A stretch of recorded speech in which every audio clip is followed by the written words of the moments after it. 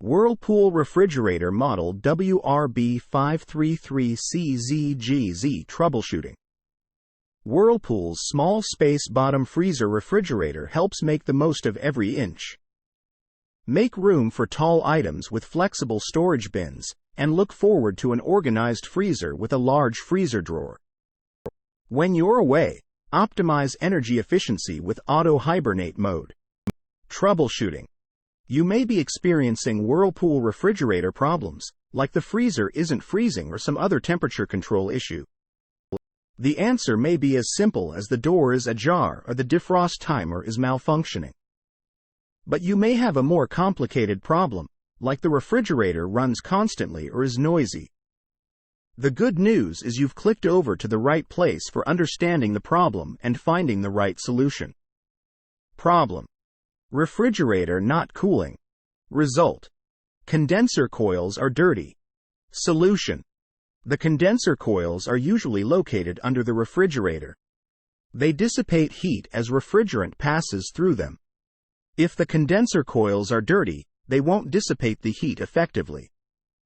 As debris builds up on the coils, the refrigerator becomes less efficient, causing the refrigerator to work harder to cool down. If the coils are significantly dirty, the refrigerator will not be able to maintain the proper temperature.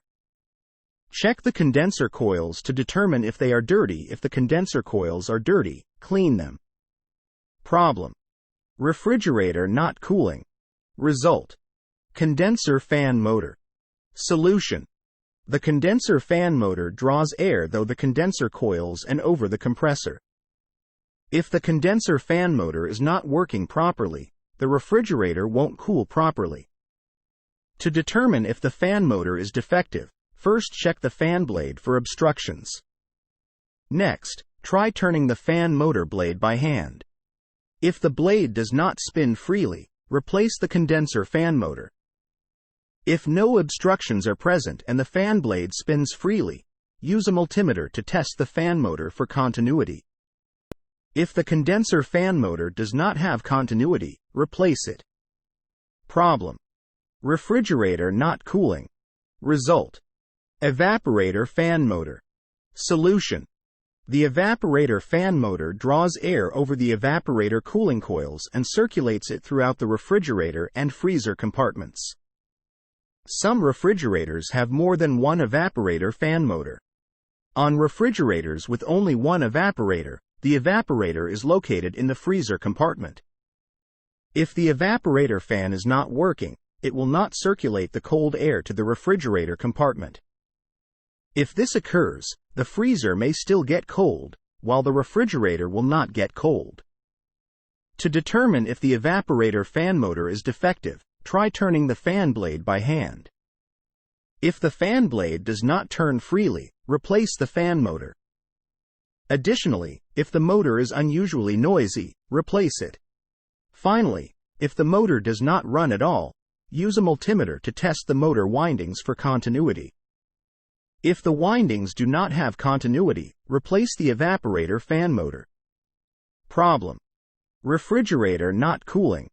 Result: start relay. Solution: the start relay works in conjunction with the start winding to start the compressor. If the start relay is defective, the compressor may sometimes fail to run or may not run at all. As a result, the refrigerator will not be cold enough. To determine if the start relay is defective, use a multimeter to test it for continuity between the run and start terminal sockets.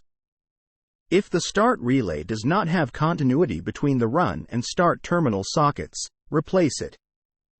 In addition, if the start relay has a burnt odor, replace it.